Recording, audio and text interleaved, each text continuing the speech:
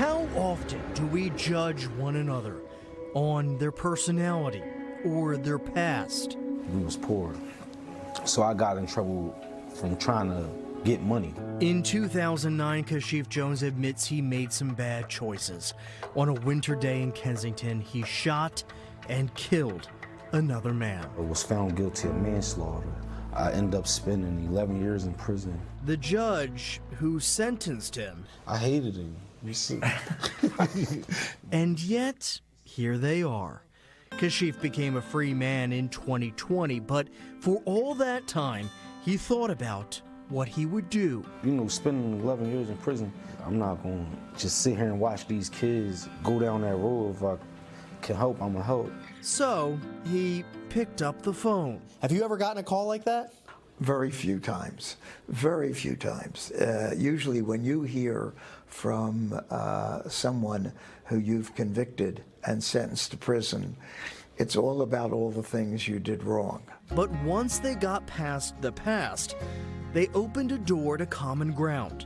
Both grew up in Feltonville, walked the same streets, and spent time at the same rec center. My brothers and I played in this gym in the 1950s. And over the past few years, they have transformed their old home away from home into a place of hope. This is where we do a lot of like the Christmas giveaway.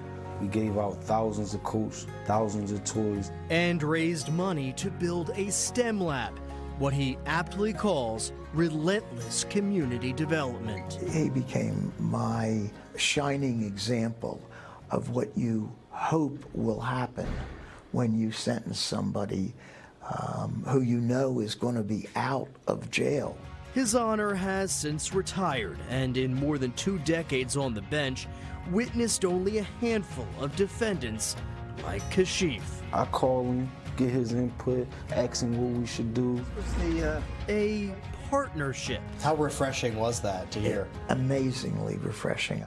Nothing can bring back a life taken by the hands of violence.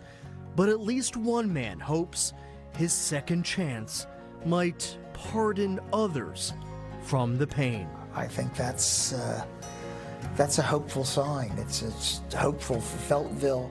It's hopeful for the entire city. Matt DeLucia, NBC 10 News.